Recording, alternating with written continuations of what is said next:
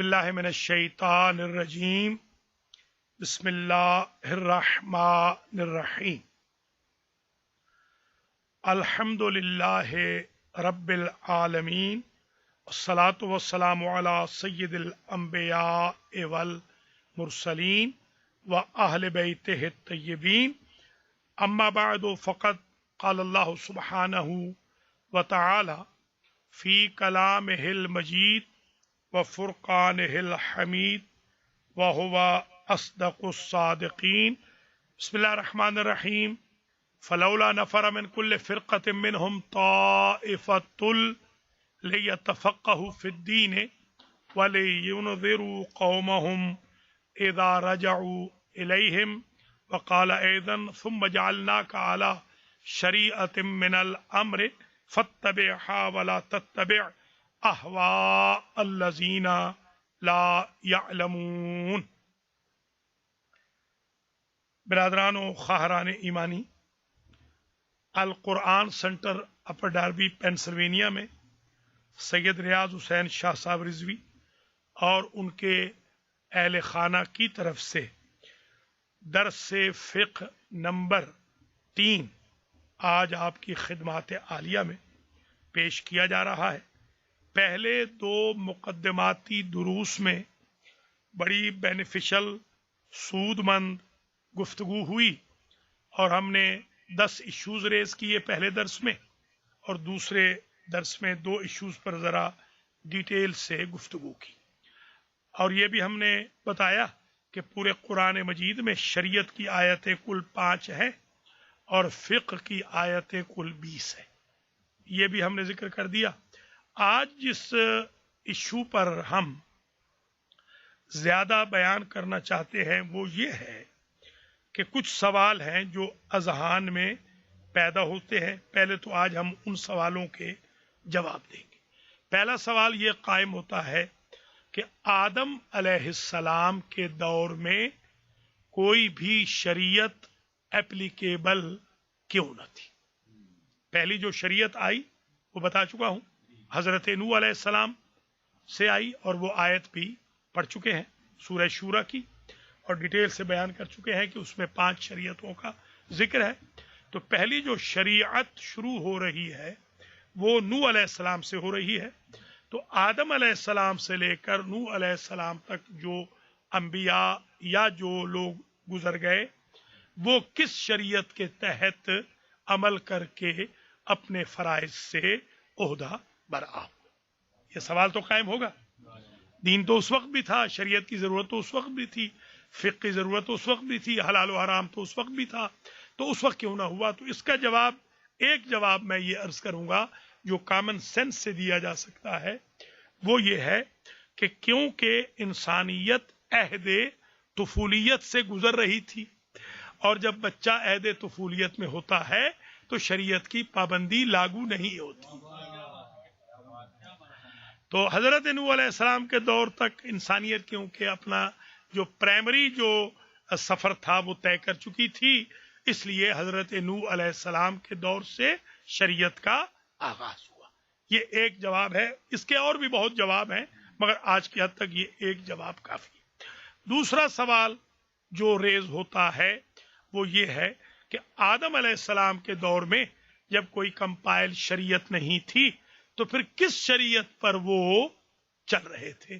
تو اس کا جواب یہ ہے کہ وہ کامن سینس کی شریعت پہ چل رہے تھے۔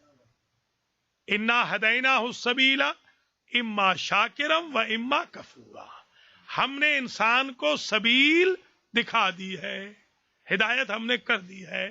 بچہ جب آیا ہدایت لے کر آیا ہے، لہذا اما شاکرا و اما کفورا۔ اور صحیفے جو آتے تھے وہ احکام اسلام کو، احکام دین کو واضح فرماتے تھے، یعنی حضرت آدم علیہ السلام کے بھی صحیفے تھے، حضرت ادریس علیہ السلام کے بھی صحیفے تھے، حضرت شیس نے بھی اپنے والد گرامی کے صحیفوں کو پڑھا۔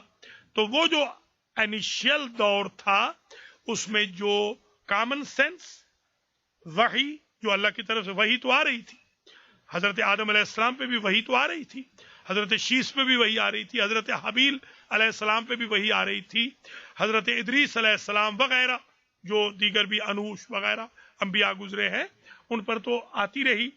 تو ایک تو وحی کے ذریعے حکم اسلام کا پتہ چل جاتا تھا، ول آف گاڈ کا، شارع مقدس کے حکم کا. دوسرا صحیفوں کے ذریعے جو بکلیٹس تھے ان میں سے آج بھی کچھ صحیفے اویلیبل ہیں. یہ دوسرے سوال کا جواب آ گیا کہ کس شریعت کو وہ فالو کر رہے تھے. تو کامن سینس کی شریعت، وحی الہی سے آنے والے احکام اور صحیفوں سے پتہ چلنے والے احکام پر وہ عمل پیرا تھے. تیسرا جو ایشو میں ریز کرنا چاہ رہا ہوں، یہ درس کی جو اہمیت ہے، مثلا درس و تدریس، اس کی کیا اہمیت ہے. ہمارے ہاں اس کی اہمیت بہت کم ہے. درس کے نام پر بلکہ مجھے یاد ہے کہ درسی مولوی کہہ کر ہمارے ہاں جو مجالس ہوتی تھی، جب بھی کوئی درسی مولوی آ جاتا تھا تو لوگ چلے جاتے تھے کھانا کھانے کہ لنگر کرائیں، اب درسی مولوی اپنی باری بھگتا لے، اس کی باری کے بعد ہم آ جائیں گے. تو درسی مولویوں کو اتنا بدنام کیا جاتا تھا کہ ان کی کوئی بات سننے کو تیار نہ تھا. یہ تو بھلا ہو آغا رہبر انقلاب امام انقلاب آغا خمینی کا کہ جن کی وجہ سے تھوڑا سا شعور پیدا ہوا، قوم میں بیداری آئی اور درسی مولویوں کو بھی لوگوں نے سننا شروع کیا اور درس کی بھی اہمیت ہوئی، درس کی، مدرسے کی، تدریس کی. آپ اندازہ یہاں سے لگا لیں کہ حضرت ادریس علیہ السلام جو نبی تھے، آپ کو معلوم ہے ان کو ادریس کیوں کہتے تھے؟ ادریس اس لیے ان کا لقب پڑا کہ وہ درس زیادہ کہتے تھے. ادریس کا معنی ہوتا ہے زیادہ درس پڑھانے والا. آپ اندازہ لگا لیں، گویا انبیاء کا یہ منصب ہے، انبیاء کا یہ کام ہے. اور بلکہ ایک حدیث شریف بھی سن لیں. حضور ایک مرتبہ مسجد نبوی میں تشریف لائے اور حضور نے دیکھا کہ کچھ لوگ وہ ہیں کہ یعبدون اللہ، اللہ کی عبادت میں مصروف ہیں، رکوع سجدے قنوت تھک ہی نہیں رہے، رکعتوں پہ رکعتیں، نمازوں پہ نمازیں پڑھے ہی جا رہے ہیں. دوسرا گروہ ہے کہ جو درس پڑھ رہا ہے اور درس پڑھا رہا ہے، یعلمون و یتعلمون، یتعلمون و یعلمون، وہ پڑھ بھی رہے ہیں پڑھا بھی رہے ہیں. سرکار نے دونوں کی طرف رخ کیا اور فرمایا کلاہما علی الخیر. بعض روایتوں میں کلتا بھی ہے کہ دونوں جو مجلسیں ہیں کلاہما علی الخیر، دونوں کی دونوں مجلسیں، محفلیں، نشستیں ہیں تو بڑی اچھی. وجالس مع الذین یتعلمون ویعلمون، اور سرکار بیٹھ گئے ان کے ساتھ جو پڑھا رہے تھے اور فرمانے لگے بہذا بعثت، مجھے پڑھانے کے لیے بھیجا گیا. آپ اندازہ فرما لیں، گویا یہ درس و تدریس کو بالکل سبک لائٹ شمار نہ کریں. نبی کریم کا تو ہدف یہ ہے، وہ آئے ہیں پڑھانے کے لیے. یتلو علیہم آیاتہ ویزکیہم ویعلمہم الکتاب والحکمت وان کانوا من قبل لفی ضلال مبین. یہ تدریس سے پہلے، درس سے پہلے تو لوگ کھلم کھلا گمراہی میں تھے. یہ جو بچیوں کو، بیٹیوں کو زندہ درگور کر دیتے تھے، کس وجہ سے؟ کہ انہوں نے درس نہیں پڑھا تھا، ان کے پاس تعلیم کتاب و حکمت نہ تھی، ان کے پاس معلم نہیں آیا تھا. گویا معلم اتنا امپورٹنٹ ہے کہ آدم علیہ السلام پیدا ہو گئے اور کعبہ بعد میں اترا. گویا معلم پہلے آیا اور محور عبادت بعد میں اترا. اتنی امپورٹنس ہے تعلیم و تعلم کی. لہذا درس کو، تعلیم و تعلم کو سبق شمار نہ کریں، بلکہ اس کو بڑی اہمیت دیں تاکہ ہم حلال محمد کو بھی جان سکیں، حرام محمد کو بھی پہچان سکیں. حلال و حرام کے اوپر تو فاؤنڈیشن ہے شریعت کی اور فقہ کی. چوتھا ایشو جو آج ریز کرنا چاہیں گے وہ بھی بڑا اہم ایشو ہے کہ سابقہ شریعتوں میں اور اس شریعت میں ڈفرینسز کیا ہے. تھوڑے سے ڈفرینسز آج ہم بیان کریں گے کہ سابقہ جو شریعتیں تھیں उनमें और आज का जो शरीयत मोहम्मद मुस्तफ़ा सल्लल्लाहु अलैहि वआलैहि वसल्लम, और यही आज का हमारा आखिरी पहलू होगा दर्स का। मगर उससे कबल मैं कुछ इस्तिलाहात से आपको आशना करना चाहता हूं कि आप कुछ जो इस्तिलाहात हैं फिक्र की, उनसे आप आशना हो जाइए। मिसाल के तौर पर एक बात तो ये समझ लीजिए कि जब भी आप फिक्र में, जूरिस्प्रूडेंस में पढ़ते हैं तो उनमें कुछ इस्तिलाहात आती है। मसलन एक इस्तिलाह का नाम होता है तकलीद, जिसे आज एक हवा बनाकर पेश किया जा रहा है।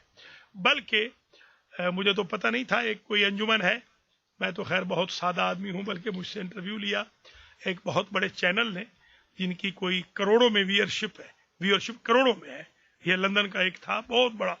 तो मुझे उन्होंने पूछा कि भाई आप इसके बारे में जानते हैं? तो मैंने कहा भाई मैं तो सादा आदमी हूँ, मुझे तो पता नहीं। मुझे पता ये चला कि कोई अंजुमन है कोई दुनिया की जो बाकायदा अरबों डॉलर खर्च कर रही है शियों के मराजे को बदनाम करने के लिए और हौज़ाए इल्मिया को डिफेम करने के लिए।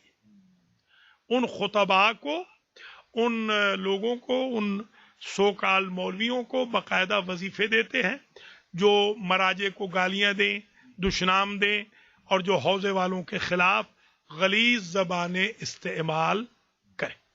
ये इससे जरा वार्न भी होना चाहिए हमें कि हमें हमारे मजहब को फाड़ने के लिए बहुत ज्यादा कोशिशें हो रही हैं और बड़ी ताकत का इस्तेमाल हो रहा है। आज अगरचे ज़ाहिरी तौर पर बनी उमैया या बनी अब्बास नहीं है, मगर एक तरफ दाइश, अलकायदा, सिपाह साहबा, लश्कर जंगवी, तालिबान तर्ज की जमातें हैं कि जो तबाह कर रही हैं इंसानियत के सुकून, आराम, अमन को, और दूसरी तरफ कुछ ऐसी सो कॉल्ड एजेंसीज हैं कि जो मजहब हक को डिवाइड करने पर लगी हुई है। तो ये बहुत बड़ी एक साजिश है। इसको भी मैं इनिशियल स्टेज में अर्ज कर दूं कबल इसके कि मेहमान आए, तो फिर मैं मेहमानों के लिए खास जो मैंने है मटेरियल वो मैं उस वक्त डिलीवर कर दूंगा। तो आज के दर्स में गोया एक जबरदस्त चीज जो मैं अर्ज करना चाह रहा हूं, कुछ तो इस्तिलाहात है।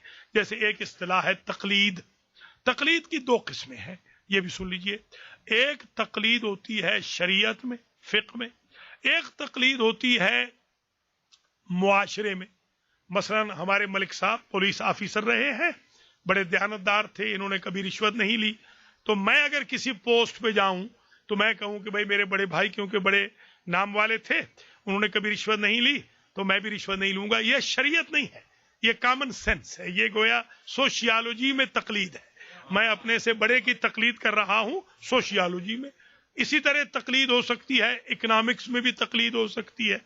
मैं कहूं भाई हमारे मलिक साहब हैं, भतीजे हैं हमारे, मगर इन्होंने माशाल्लाह बड़ा नाम कमाया है बिजनेस में, अल्लाह इनके रिज़्क़ में और तरक्की दे, तो मैं इनके रास्ते पे इस तरीके से चल पड़ूं अगरचे मुझसे छोटे हैं, मगर मैं इसलिए इनकी तकलीद कर लूं कमाने में कि इन्होंने ये क्योंकि कामयाब बिजनेसमैन है, लिहाजा मैं उनके रास्ते पे चलूं। या हमारे मिर्जा साहब हैं, बड़े अच्छे बिजनेसमैन हैं, तो उनके रास्ते पे बंदा उनके रास्ते को अडॉप्ट कर ले कि बिजनेस में उन्होंने कौन सा तरीका इस्तेमाल किया है जिसकी वजह से वो कामयाब हो गए हैं।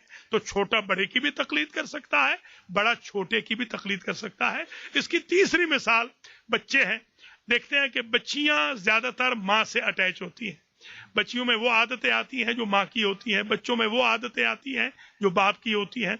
हुजूर की हदीस भी है, अलवलद सिर्रुल अबी है, बाज ने तो कहावत कहा है, बाज ने इसको हदीस भी लिखा है कि बेटा बाप का सीक्रेट होता है। बच्चा बाहर क्या कर रहा है पता चलता है माँ बाप कैसे है, माँ बाप ने क्या सिखाया है। अब ये तकलीद जो बच्चा कर रहा है ये शरीयत की तकलीद नहीं है, ये सोशियोलॉजी की तकलीद है। तो गोया इक्तिसाद में भी तकलीद होती है, सोशियोलॉजी में भी तकलीद है, अखलाक में भी तकलीद है। मसलन आप आते हैं तो आपके पास से अच्छी खुशबू आती है, आप नहा के आते हैं, अल्हम्दुलिल्लाह परफ्यूम लगा के आते हैं, कंघी करके आते हैं। ऐसे नहीं होता कि अगर दाढ़ी बड़ी है तो एक बाल इधर जा रहा हो, एक इधर जा रहा हो, सर के बाल, ये कहां से आपने, ये भी तकलीद है जो आपने सोशियोलॉजी में سیکھی ہے. بیٹھنے کا طریقہ کیا ہونا چاہیے؟ آیا پاؤں پھیلا کے بیٹھیں یا پاؤں کو سمیٹ کے بیٹھے؟ یہ کانوں میں انگلیاں نہ مارنے کی جو تلقین آپ کو ہوئی ہے، یا ناک میں انگلی نہ مارنے کی، یا اس طرح آنکھوں میں انگلیاں نہ مارنے کی، یہ کہاں سے آپ نے، یا جمائیاں نہ لینے کی، یا برب نہ لینے کی، یہ کہاں سے آپ نے سیکھا؟ اپنے سے بزرگوں سے سیکھا ہے کہ کس طرح وہ تہذیب کے ساتھ معاشرے میں بیٹھتے ہیں. یہ تقلید ہے معاشرے کی، اقتصاد کی بھی تقلید ہے، معاشرے کی بھی تقلید ہے. اور بندہ پرفیکٹ وہ ہوتا ہے کہ جو ڈیلی سیکھے. جو بندہ کہہ دے آج میں مکمل ہو گیا، اس دن اس کا ڈاؤن فال شروع ہو جائے.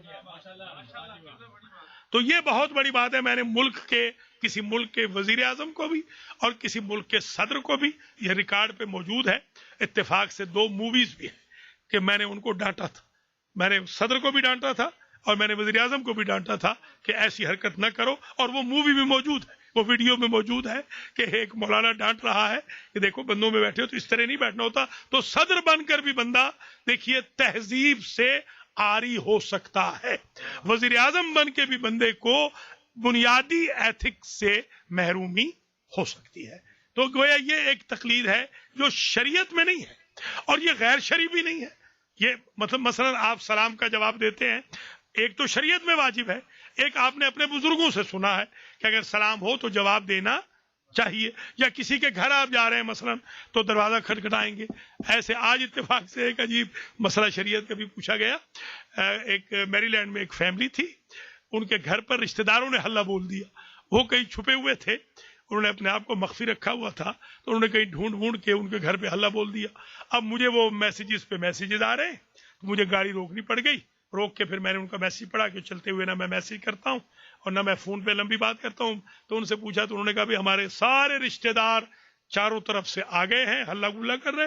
میں نے کہا بھی ان کو بلا کر عزت احترام سے سلام دعا کرو اور انہیں عزت سے رخصت کرو تاکہ ان کے شر سے بھی بچ سکو، ورنہ وہ تو آج کے بعد کینہ پروری میں آ جائیں گے. تو یہ چیز بھی ایک تقلید ہے. ہم اپنے بزرگوں سے سیکھتے ہیں کہ آپ نے کسی کے شر سے بچنا ہو تو اس پر نیکی کر دیجیے، بجائے اس کے کہ آپ لڑائی جھگڑا کریں. اکثر آپ دیکھتے ہیں کہ لوگ لڑائی جھگڑے کو زیادہ پسند کرتے ہیں. اس سے بہتر یہ ہے کہ آپ اس پر احسان کر دیں. یہ تقلید ہے کہ جو شریعت میں واجب نہیں ہے. یہ تقلید، یہ کامن سینس کی تقلید ہے. ایتھکس میں بھی تقلید ہے، اکنامکس میں بھی تقلید ہے، سوشیالوجی میں تقلید ہے، معاشرے میں تقلید ہے، بیٹھنے کے آداب وغیرہ. ایک تقلید ہے شریعت میں جو مجتہد اعظم کی تقلید ہوتی ہے. مجتہد کی جو تقلید ہے وہ یاد رکھ لیجئے پرائمرلی واجب نہیں ہے. یہ غلط فہمی جو لوگوں کو ہوتی ہے، امام علیہ السلام یا نبی جب موجود ہوتے ہیں تقلید نہیں ہوتی ہے کسی مجتہد کی، اس لیے کہ اس وقت معصوم کی بیعت ہوتی ہے. جب بیعت ہو تو تقلید خود بخود ختم ہو جاتی ہے. تقلید ایک مجبوری کا نام ہے کہ جس وقت بیعت امام اویلیبل نہ ہو، امام تک فریکوینٹلی اویلیبلٹی نہ ہو، اپروچ نہ ہو، اس وقت ہم نائب امام کی طرف رجوع کرتے ہیں.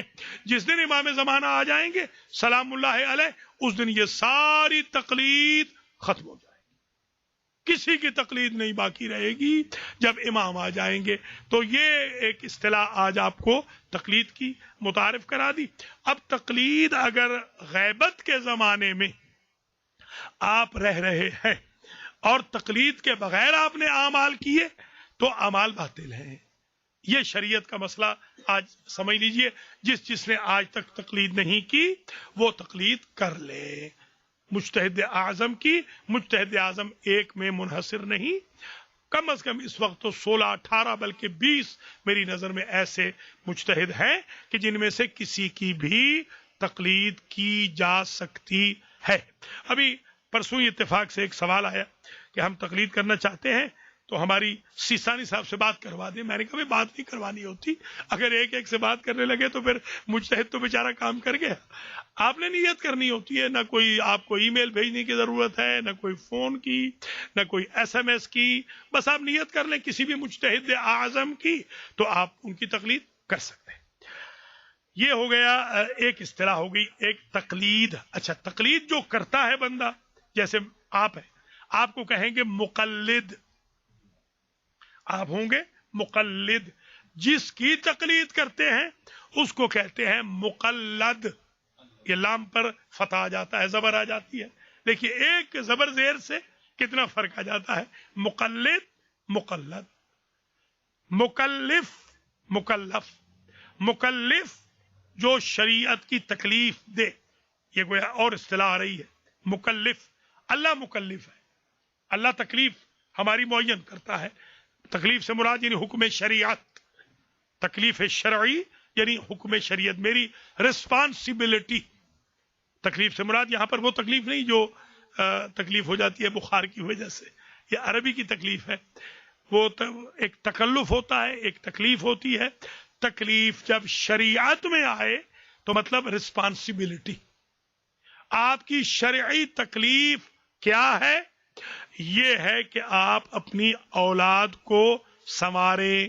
یہ آپ کی شرعی تکلیف ہے. تکلیف شرعی آپ کی یہ ہے کہ کسی کو گالیاں نہ دیں. تکلیف شرعی یہ ہے کسی کی غیبت نہ کریں. تکلیف شرعی یہ ہے کہ حسد نہ کریں. تکلیف شرعی یہ ہے کہ نماز ادا کریں. تکلیف شرعی یہ ہے روزہ نہ چھوڑیں. تکلیف شرعی یہ ہے کہ حرام نہ کریں. یہ اس کو کہتے ہیں تکلیف. جو تکلیف دینے والا ہے یعنی رسپانسبلٹی معین کرنے والا وہ اللہ ہے. جس کو تکلیف دی گئی ہے، جس کو رسپانسبل بنایا گیا ہے، اس کو کہتے ہیں مکلف. ہم ہو گئے مکلف، شارع مقدس ہو گیا مکلف. رسپانسبل بنانے والا، رسپانسبل بننے والا. تقلید، مقلد، مقلد. تکلیف، مکلف، مکلف. یہ دو چیزیں اصطلاحیں آپ کی طرف واضح ہو گئی، تاکہ یہ اصل میں یہ جو درس ہے اللہ کے فضل و کرم سے وہ اس لیول کا ہوگا کہ انشاءاللہ اگر یہ ہماری آپ سب کی زندگی ہو، اللہ تعالیٰ آپ کو طول حیات عطا فرمائے، حیات خضر عطا فرمائے. جب دنیا میں ہم لوگ نہ رہیں گے تب بھی اگر یہ درس سنا جائے تو انشاءاللہ وہ بینیفیشل ہو. اس کو اس لیول پہ بنایا جائے گا، آسان فہم درس ہوگا. اچھا، اور اصطلاحات میں سے ایک اصطلاحات اور سن لیجیے. ایک اصطلاح ہوتی ہے احتیاط. یہ شریعت کی اصطلاح ہے. شریعت میں احتیاط یعنی کیئر، احتیاط. ہمارے ہاں ایک ہوتی ہے کیئر، مثلا آپ نے سیڑھیوں پہ چڑھنا ہے تو ذرا احتیاط کیجئے گا گر نہ جائیں. سیڑھیوں سے اترنا ہے تو احتیاط کیجئے گا. گاڑی چلانی ہے تو دائیں بائیں دیکھ کے چلیے گا، خاص طور پہ جو بلائنڈ سپاٹ ہوتا ہے. اب تو گاڑیاں ایسی آ گئی ہیں کہ وہ بلائنڈ سپاٹ باقاعدہ وہ بولتی ہیں کہ بلائنڈ سپاٹ، یا وہ باقاعدہ اس میں سائرن لگ گئے ہیں، الارم لگ گئے ہیں کہ آپ کو بتا دیتے ہیں. تو ایک تو یہ احتیاط ہوتی ہے. ایک احتیاط ہوتی ہے شریعت میں. شریعت میں احتیاط یہ ہوتی ہے کہ جب مجتہد کو سرٹینٹی نہیں ملتی فتویٰ جاری کرنے میں تو وہ یہ کہہ دیتا ہے کہ الاحوط وجوباً، واجب احتیاط یہ ہے کہ آپ یہ کام نہ کریں. اس کا مطلب یہ ہوتا ہے کہ آپ کسی اور مجتہد کے فتوے کی طرف اس میں عمل کر سکتے ہیں. یہ ہو گئی احتیاط وجوبی. اچھا، ایک احتیاط مستحب ہوتی ہے، الاحوط استحباباً ندباً ندباً. ایک کہتا ہے بندہ مجتہد کہ مجھے تو سمجھ نہیں آئی زیادہ کلیئر، مگر مستحب یہ ہے کہ آپ رک جائیں. اس میں اگر آپ نہ بھی رکیں تو کوئی حرج نہیں ہے. اچھا، یہ بات یہاں پر کچھ اصطلاحات آج بتا دی، کچھ انشاءاللہ بعد میں بتا دیں گے. تو ایک اصطلاح اور سن لیجیے کہ محتاط اسے بھی کہتے ہیں کہ جو احتیاط پر چل رہا ہو. محتاط اسے بھی کہتے ہیں کہ جو نہ مجتہد ہو نہ مقلد ہو. یہ ایک اور اصطلاح ہے.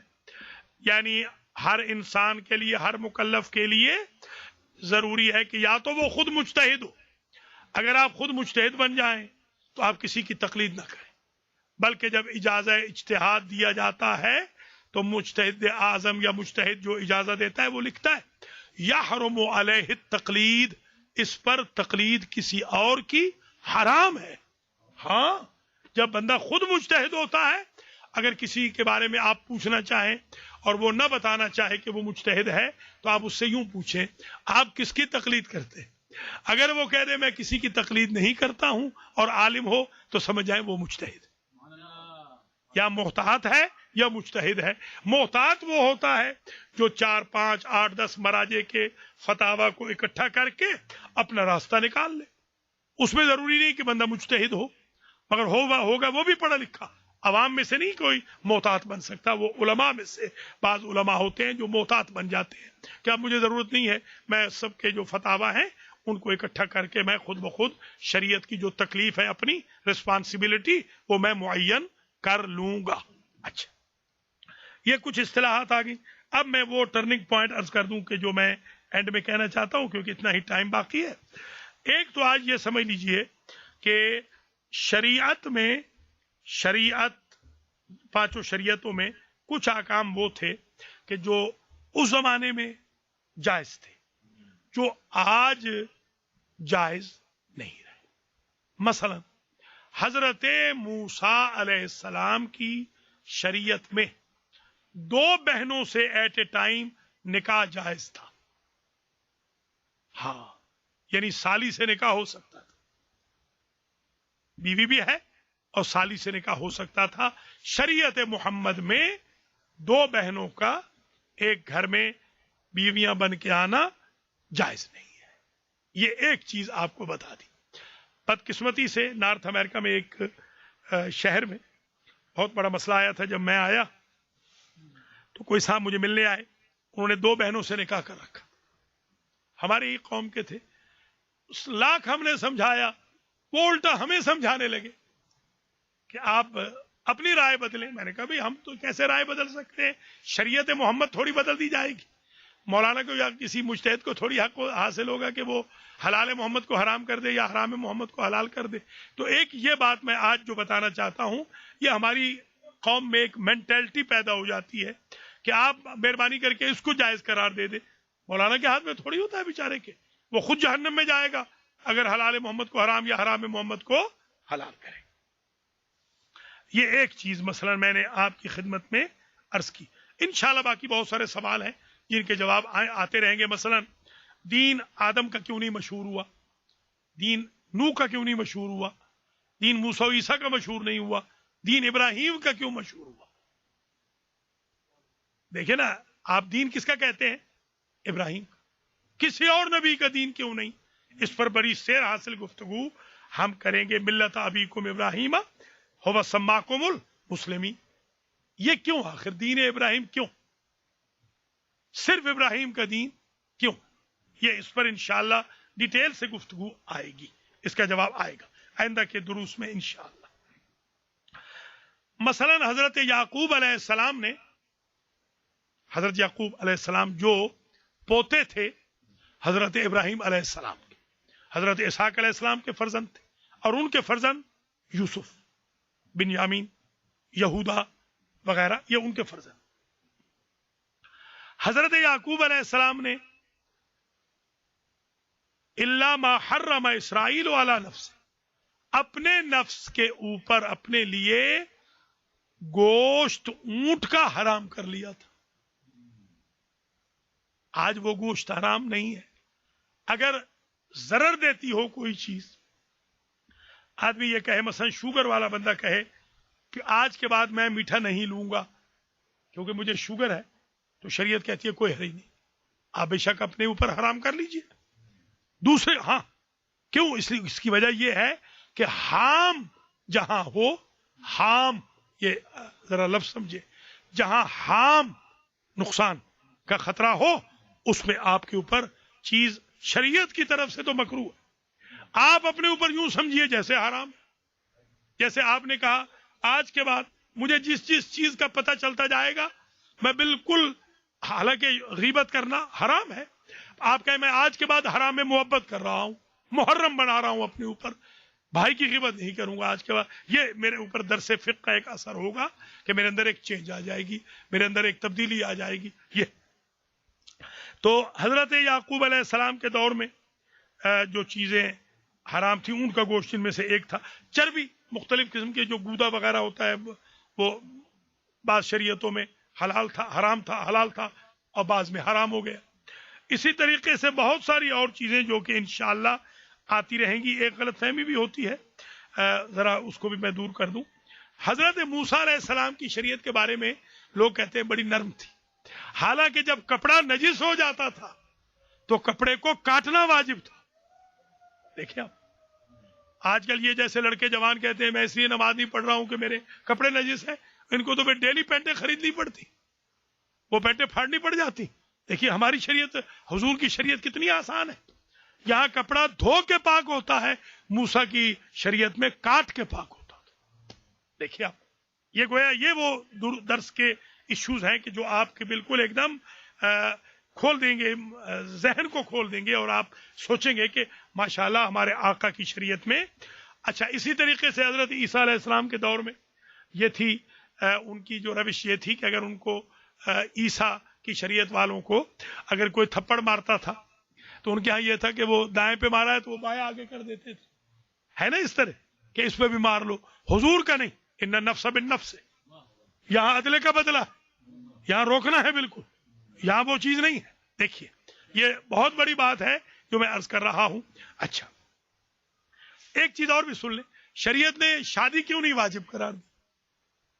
شادی اس وقت واجب ہے, یہ جو امریکہ کے جوان ہیں ان کے اوپر تو واجب ہے, کیونکہ جب حرام میں خطرہ ہو انوالو ہونے کا, لڑکی یا لڑکے کا, تو واجب ہو جاتی ہے. ویسے سنت ہے, اور نکاح ہو سنتی, فمن راغبان سنتی فلیسا منی, نکاح میری سنت ہے, حضور نے فرمایا. اچھا, کیوں نہیں واجب قرار دیا؟ اگر شادی واجب ہوتی تو پھر عیسیٰ علیہ السلام نبی ہوتے ہوئے تارک واجب ہوتے. دیکھیں شریعت کی بیوٹی, دیکھیں کیا کہنا شریعت کا, یہ ہے شریعت. شریعت کو یوں سمجھنے کی ضرورت ہے. اچھا, اب ذرا ملاحظہ فرما لیں کہ مثال کے طور پر وحرمنا علیہ المراضع من قبل, وحرمنا علیہ المراضع من قبل, وہ دائیوں کا دودھ موسیٰ پر جب بچے تھے ہم نے حرام کیا تھا. دیکھیے معصوم کے لیے دائی کا دودھ حرام ہو گئے, معصوم کے لیے. اچھا, اسی طریقے سے ایک اور چیز جو میں یہاں عرض کرنا چاہ رہا ہوں آج کے درس میں, وہ یہ ہے کہ مثلا میں نے عرض کیا تھا ان 10 چیزوں میں کہ اس کا فائدہ کیا ہوگا, درس فقہ کا فائدہ کیا ہے. یہ آخری پوائنٹ ہے اور اسی پر آج کا درس یہ ختم ہو جائے گا. درس فقہ جو ہے اس کا فائدہ کیا ہے؟ درس فقہ سے احکام شریعت کا پتہ چلے گا. بہت سارے احکام ہم نہیں جانتے. مثلا میں چھوٹے چھوٹے احکام بیان کروں گا. مثلا اگر وضو سے نہیں ہے, ہم قرآن پہ انگلی پھیرتے رہتے ہیں, ہاتھ پھیرتے رہتے ہیں, حالانکہ حرام ہے. اگر باوضو نہیں آپ تو قرآن کی سطروں پہ انگلی نہیں پھیر سکتے. کئی دفعہ ہم نے دیکھا ہے کہ لاکٹ پہنا ہوا ہے یا علی کا, ہاتھ لگائے جا رہے ہیں, وہ حرام ہے. معصوم, ہاں معصوم کے نام پر, نام کے اوپر آپ ہاتھ نہیں لگا سکتے جب تک کہ آپ باوضو نہ ہو. لا یمسہ الا المطہرون, قرآن کو ٹچ نہیں کر سکتے جب تک باوضو نہ ہو, خواہ وہ سامت قرآن ہو یا ناطق قرآن کے پاک الفاظ ہو. اچھا, اب آ جائیے, یہ چیز دیکھیے, ہمیں اگر پتا ہو تو ہم یہ گناہ کیوں کریں؟ پتہ نہیں ہے. ہمارے ہاں عورتیں بھی, کتنی میں نے عورتوں کو دیکھا, بہنوں کو دیکھا کہ قرآن پڑھے جا رہی ہیں, وضو ہے نہیں, وضو تو نہیں ہے بھائی صاحب, یہ تو فعل حرام ہے. آپ قرآن پڑھ رہی ہیں, ادھر اللہ تعالیٰ آپ کے لیے سزا معین کر رہا. اس لیے شریعت کا معلوم ہونا ضروری ہے. اچھا, اسی طرح مثلا جو خواتین جن دنوں میں نماز نہیں پڑھتی, کچھ دن ہوتے ہیں 8-10 جن میں خواتین نماز نہیں پڑھتی, ہمارے ہاں پتہ کیا کہا جاتا ہے؟ کہا جاتا ہے کہ وہ نجس ہیں. استغفر اللہ ربی واتوب الیہ. نجس ہوتی تو آپ ان کے ہاتھ کا کھانا کیسے کھاتے؟ دیکھیے یہ بہت ہمارے ہاں غلط چیز ہے کہ ہاں نجس تھوڑی کہیں گے, وہ احکام ہے بس, ٹھیک ہے, نجس مت کہیے ان کو, نجس بالکل نہیں ہے. حتیٰ کہ ان کو اجازت ہے مصلی پہ بھی بیٹھنے کی, تسبیح کی اجازت ہے, عزائم نہ پڑھے سجدے والی صورت ہے. باقی قرآن میں سے بھی کچھ آیتیں پڑھی جا سکتی ہیں. जिक्र भी किया जा सकता है, तस्बीह पढ़ सकती है, अल्लाह अकबर, सुभान अल्लाह, अल्हम्दुलिल्लाह, सुभान अल्लाह ये कह सकती है, कलमा पढ़ सकती है। तो ये गलतफहमियां हमारे यहाँ, जैसे ही वो दिन आए तो टोटली तौर पर क्या कर दिया कि अब हम तो हाथ नहीं लगाएंगे इबादत को, ये हाथ नहीं लगाना ये शरीयत में नहीं है।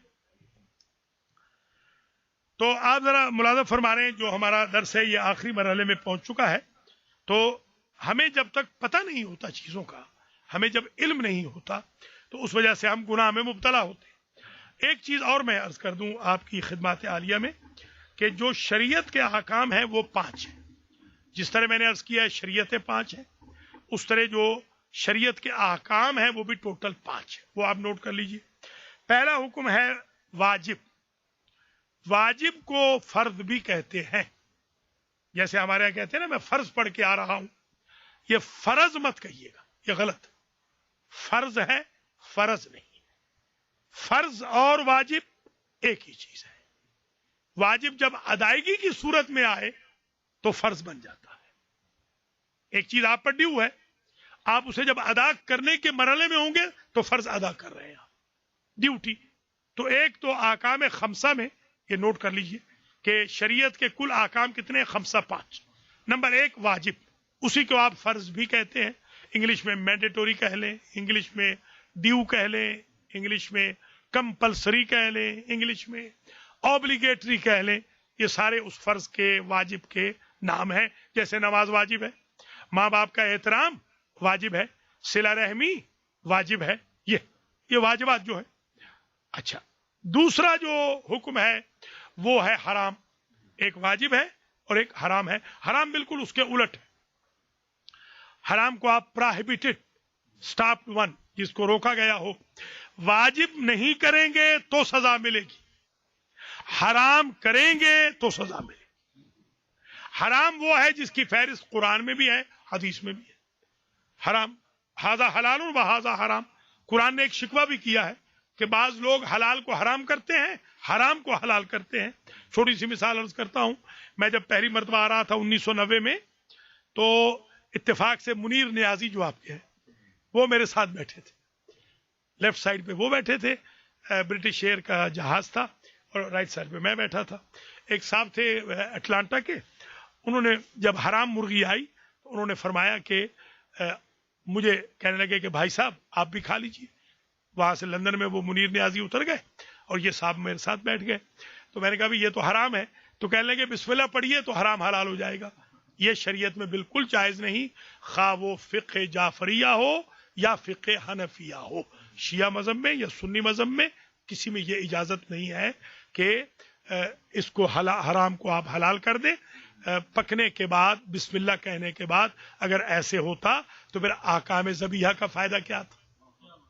लिहाजा ये चीज अल्हम्दुलिल्लाह, ये जो दर्स है ये भी आपको वार्न करेगा, आगाह करेगा, बेदार करेगा, आपको ये एजुकेशन देगा कि बहुत सारी चीजें हमारे मुआशरे में बड़ी गलत मशहूर हो गई हैं। मिसाल के तौर पर, मैं उस वक्त कॉलेज में पढ़ता था और हमारे एक दोस्त थे, वो न्याजी थे पठान, ये इमरान खान के फर्स्ट कजन थे। तो वो मेरे क्लास फेलो थे और वो माशाल्लाह कोई 10 साल से फेल हो रहे थे एफएससी में। तो 11वां साल था जब मेरे वो क्लास फेले बने थे। तो जब 12वीं पढ़ने आए तो 12 साल उनको हो गए, हमें टोटल 12 साल हुए दाखिला लेते हुए, उनको एफएससी में 12 साल हो गए। तो वो नाराज हो गए, किसी अपनी बेगम के साथ नाराज हो गए, शादीशुदा थे वो। तो उन्होंने खत भेज दिया और उसमें लिख दिया तलाक तलाक तलाक, और वो तलाक हो गई। जैसे कि आजकल ये थोड़ा अर्सा पहले 10-15 साल पहले फैक्स पे तलाक हो जाती थी कि 3 मरतबा तलाक लिख के बेगम साहबा को भेज दिया, उन्हें पढ़ लिया, तलाक हो गई। ऐसे नहीं होती तलाक, शरीयत में ऐसे तलाक नहीं होती। तलाक मजाक नहीं है। निकाह के लिए तो गवाह चाहिए और तलाक बगैर गवाहों के हो जाएगी। घर को उजाड़ने के लिए ये बहुत जरूरी है समझाना।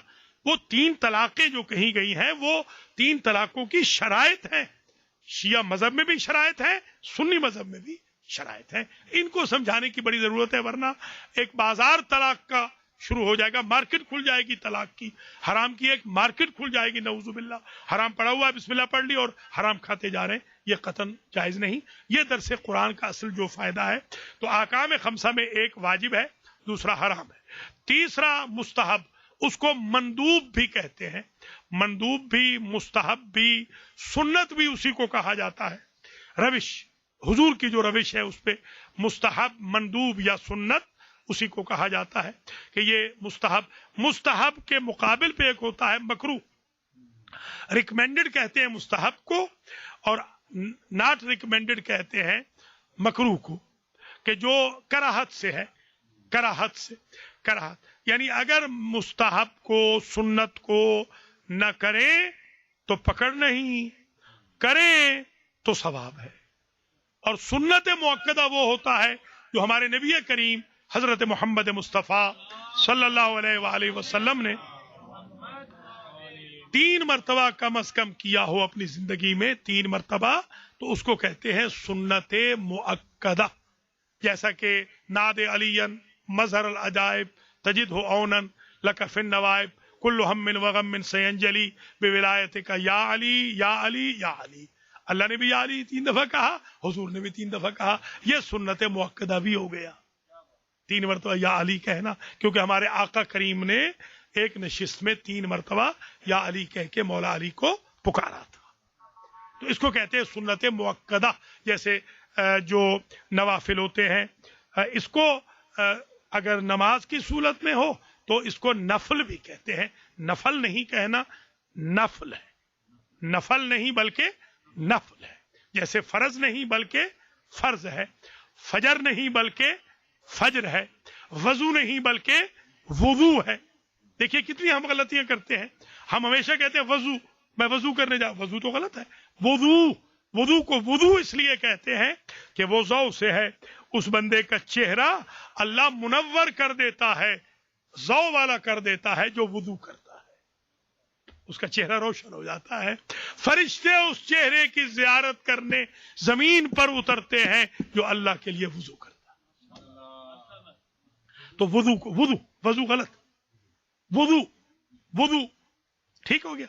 अच्छा, इसी तरीके से बहुत सारी चीजें जो हमारे दर्स का ये भी फायदा होगा कि इस्तिलाहात ठीक हो जाए। जैसे हमेशा हम फिका कहते थे, फिका नहीं है शाह जी, फिक। अब ये हमें अंदाजा हो गया कि फिका नहीं कहना बल्कि फिक्ह कहना है, फिक्ह। अच्छा, अब एक वाजिब, एक हराम, दूसरा हो, तीसरा मुस्तहब, चौथा मकरूह। मुस्तहब करेंगे तो सवाब है और नहीं करेंगे तो गुनाह कोई नहीं। मकरूह न करेंगे तो सवाब है, करेंगे तो गुनाह कोई नहीं। देखिए, बल्कि हुजूर हजरत इमाम अली अलैहिस्सलाम का, बस ये दर्स खत्म हो रहा है और हम बड़े शुक्रगुजार हैं। आज जितने भी हमारे भाई बहनें तशरीफ लाए हैं, अल्लाह करीम सबको अजर दे। और रियाज हुसैन शाह साहब रिजवी को, उनकी बेगम साहिबा को, उनके बच्चों को भी अल्लाह ताला जज़ाए खैर मरहमत फरमाए, जिन्होंने आज के डिनर का एहतमाम किया है।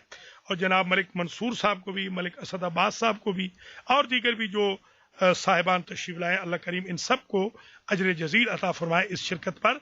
असल हदफ जो इस दर्स का है वो ये है कि हम हलाल मोहम्मद और हराम मोहम्मद को पहचानना चाहते हैं, ताकि हम अपनी जिंदगी में डे टू डे लाइफ में हलाल मोहम्मद पे चलें, हराम मोहम्मद पे न चलें। असल मकसद ये है हमारी जिंदगी में आसानियां पैदा हो जाएं। एक पांचवा जो हुक्म है वो है मुबाह, इबाहा, यानी ऑप्शनल।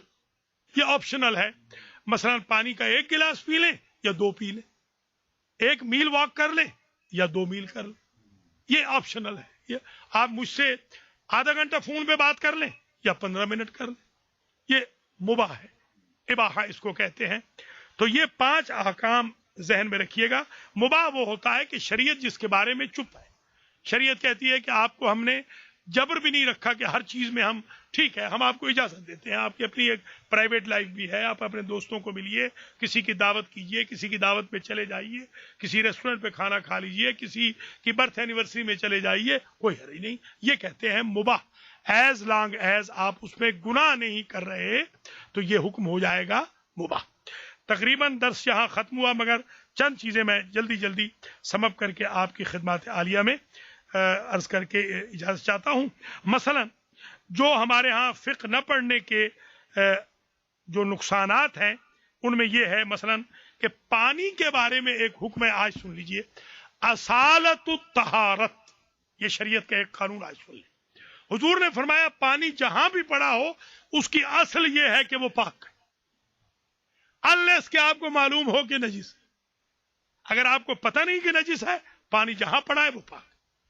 رنگ بو ذائقہ اس کا نہ بدلاؤ، وہ تو آپ جانتے ہی ہیں. اچھا، اسی طریقے سے گوشت کے بارے میں اصالت الحرمت ہے، گوشت جو پڑا ہو وہ حرام ہے جب تک کہ اس کے حلال کی اسٹیمپ کا پتہ نہ چلے. یہ اگر قانون آپ نے سمجھ لیا تو آپ کھانا کھانے سے پہلے ضرور پوچھیں گے کہ یہ حلال ہے یا حرام ہے. آخری بات، اس سے آگے آئی نہیں جائیں گے انشاءاللہ، اگلے ہفتے اس سے آگے بڑھیں گے. قسم، ہم صبح شام قسمیں کھاتے. میرا ایک دوست تھا گورنمنٹ کالج بھکر میں، وہ تو اب تو خیر بہت بڑا اس وقت سینیٹر ہے، اس وقت وہ رائٹ ناؤ وہ سینیٹر ہے. تو وہ ایک گھنٹے میں کم از کم 200 قسم کھاتا تھا. وہ قسم خور مشہور تھا، قسم خور.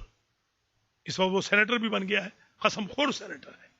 تو قسم آپ کو پتا ہے، اگر آپ قسم ایک کھا لیں، ایک ہو شریک قسم، اس کی تفصیل اگلی دفعہ آئے گی، تو اگر اس کو توڑنا چاہیں تو اس کا کفارہ ہے، 3 روزے رکھنے پڑیں گے آپ کو، توڑ نہیں سکتے آپ. مثلا آپ نے قسم کھا لی کہ میں آج کے بعد فلاں کے گھر نہیں جاؤں گا. اگر آپ اس کے گھر جائیں گے تو 3 روزے رکھیے، یا 10 مسکینوں کو کھانا کھلائیے، یا بعض قسموں میں غلام آزاد کرنے تک کا ہے. اس کی ڈیٹیل انشاءاللہ اگلی دفعہ آ جائے گی.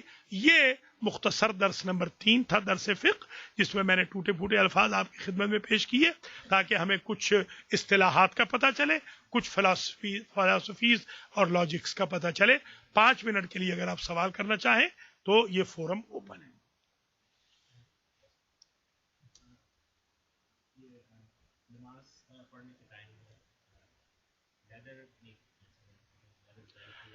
لیدر پچھلی مرتبہ بھی عرض کیا تھا، اگر لیدر حرام ہے تو نماز کے وقت اگر لیدر کا کوئی، یا جیسے بیلٹ ہے، والیٹ ہے، جیکٹ ہے، اس میں نماز جائز نہیں، کیونکہ نماز کے لیے بدن کا، کپڑوں کا، جگہ کا پاک ہونا ضروری ہے. جعلت لی الارض مسجدن و طہورا، مسجدن بھی پڑھا گیا ہے. حضور فرماتے ہیں کہ ساری زمین کو اللہ نے میرے لیے پاک بنایا ہے، جہاں میں چاہوں وہاں نماز پڑھوں. آج میں آ رہا تھا تو میں نے گیس اسٹیشن پہ نماز پڑھی، بہت ہی زیادہ وہاں پر رش تھا. اللہ کا لاکھ لاکھ شکر ہے، کم از کم اس گیس اسٹیشن پہ 25 لوگ میرے سامنے سے گزرے ہوں گے. سب نے احترام کیا، کسی نے کوئی برا بھلا نہیں کہا، احترام کیا الٹا. پھر جب میں نماز پڑھ کے اندر جانے لگا، وہ پیسے دینے کے لیے گیس اسٹیشن پہ، تو وہ باقاعدہ دروازہ کھول کے کھڑے ہو گئے کچھ لوگ کہ آپ گزر جائیے. انہوں نے کہا یہ پریسٹ ہیں، ان کو پہلے گزرنے دیجیے. تو الحمدللہ انما الاعمال بالنیات، انسان کی نیت صاف ہو. امریکہ کے اندر بھی باقاعدہ پبلک پلیسز میں بھی بندہ نماز پڑھ سکتا ہے. حتیٰ کہ یہاں پر تو میں نے ایک دن دیکھا کہ لانگ آئلینڈ میں نماز پڑھ رہا تھا، نکاح پڑھنے جا رہا تھا، تو پولیس والا آگے باقاعدہ گاڑی لے کے کھڑا ہو گیا. جب تک میں نماز پڑھتا رہا وہ کھڑا رہا، جیسے ہی میں نماز پڑھ چکا تو سلام کر کے وہ چلا گیا. تو یہاں پر ہمیں امریکہ میں حلال حرام کی جیکٹ ہم کیسی پہن رہے ہیں، بیلٹ ہمارا کیسا ہے، والیٹ کیسا ہے، اس کا خیال ہمیں رکھنا ضروری ہے.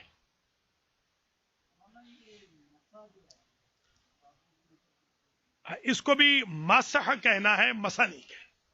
مسح جیسے فرض نہیں کہنا، مسح ٹھیک نہیں. مسح یہ مسح یہ ہوتا ہے ٹچ.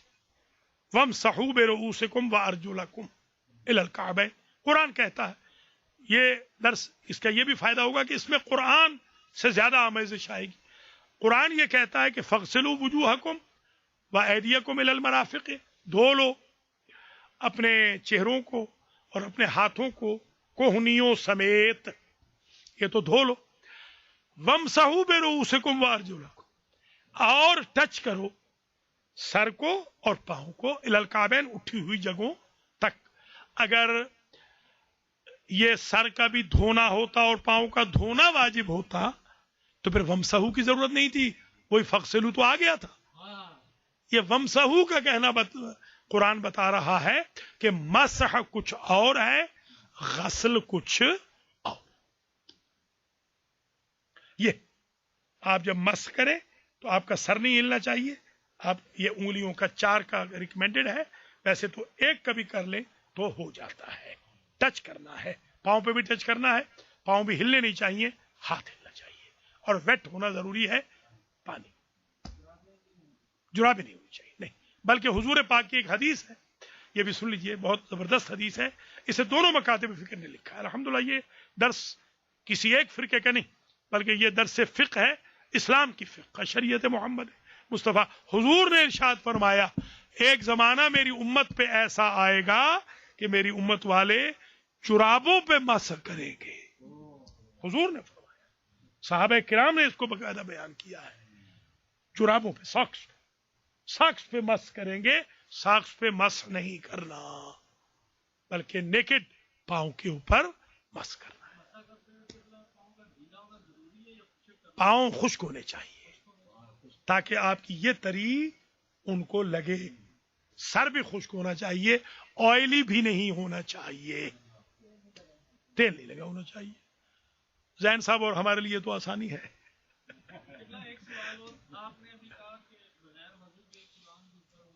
हराम है,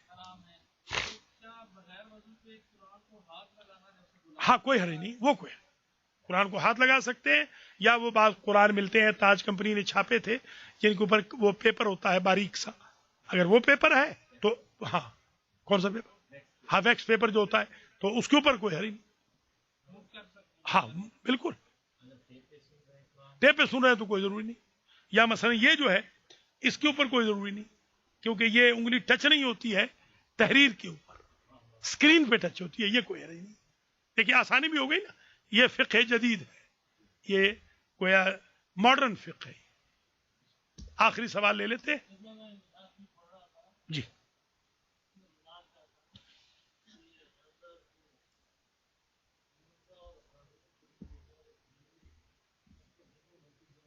हाँ ये शाबाश, ये मैं देखिए अजीब इत्तेफाक है, मैं पूरा नोट्स बना के लाया था मगर वहां तक पहुंच नहीं सका। देखिए एक फर्क जो हमारी शरीयत मोहम्मद मुस्तफ़ा सल्लल्लाहु अलैहि वसल्लम में और शरीयत मूसा अलैहिस्सलाम में, वजअलू बुयूतकुम क़िबला, वहां ये हुक्म था कि तुम्हारे घर किबला है, हुजूर का घर या मौला अली का घर किबला नहीं है। ये फर्क आ गया, यहां किबला बैतुल्लाह है, वहां किबला मूसा का घर था, हारून का घर था। तो ये शरीयत का ये भी एक डिफरेंस पता चल गया।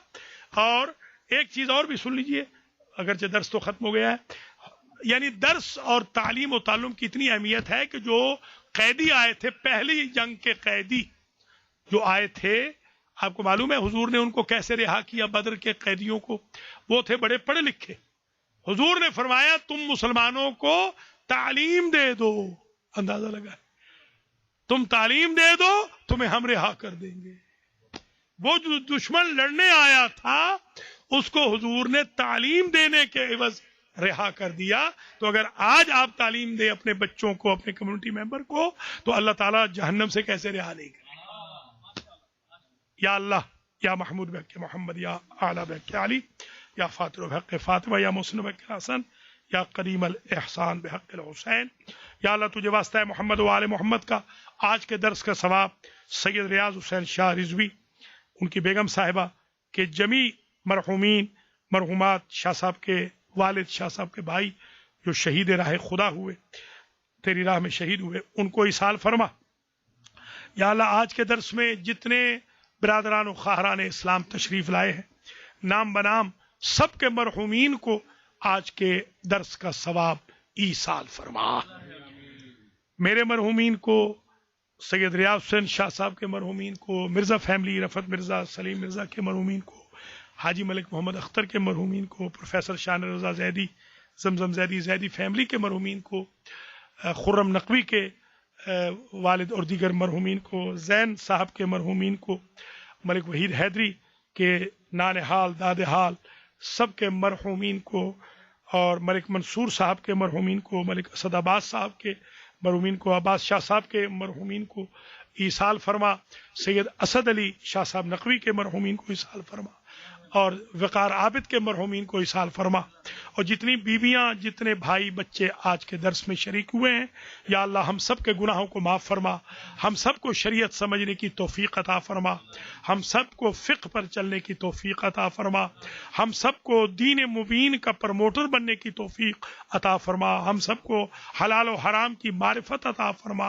امت محمدیہ میں وحدت اور یونٹی عطا فرما، یا اللہ جن ظالموں نے لاہور میں حملہ کیا ان کو کیفر کردار تک پہنچا، عراق شام میں جو، یمن بحرین میں جو حملے کر رہے ہیں، افغانستان پاکستان میں جو دہشت گردی ہو رہی ہے، دہشت گردوں کا صفایا فرما، شہداء کے درجات بلند فرما، مملکت خداداد پاکستان کو، مسلمانان ہند کو، نارتھ امریکہ میں رہنے والے مسلمان بھائیوں بہنوں کو، خاص طور پہ یورپ، برطانیہ وغیرہ میں رہنے والوں کو، گلف ویسٹ ایسٹ میں رہنے والوں کو اپنی حفظ و امان میں رکھ، اور یا اللہ جو پریزیڈنشل الیکشن ہو رہے ہیں امریکہ کے اندر، ڈونلڈ ٹرمپ جیسے متعصب سے ہمارے اس ملک امریکہ کو محفوظ فرما، مسلمانوں کو بھی بیداری عطا فرما، ہمارے علی مرزا جو کہ جن کے چانسز 99% ہو گئے ہیں کانگریس میں آنے کے، یا اللہ ان کو کامیاب و کامران فرما، یا اللہ ہم سب کو شعور عطا فرما، ہم سب کی معصیتوں سے درگزر فرما، جو مقروض ہیں ان کے قرض ادا فرما، جو بیمار ہیں ان کو شفائے کامل و عاجل عطا فرما۔ آج ثاقب میاں نے نماز سیکھی ہے اور وعدہ کیا ہے کہ آج کے بعد کبھی نماز قضا نہیں کریں گے، دیگر بچوں کو بھی جمعرات کے دن یہاں آ کر نماز اپنی ٹھیک کرنے، بڑوں کو بھی نماز ٹھیک کرنے اور نماز وقت پہ ادا کرنے کی توفیق عطا فرما۔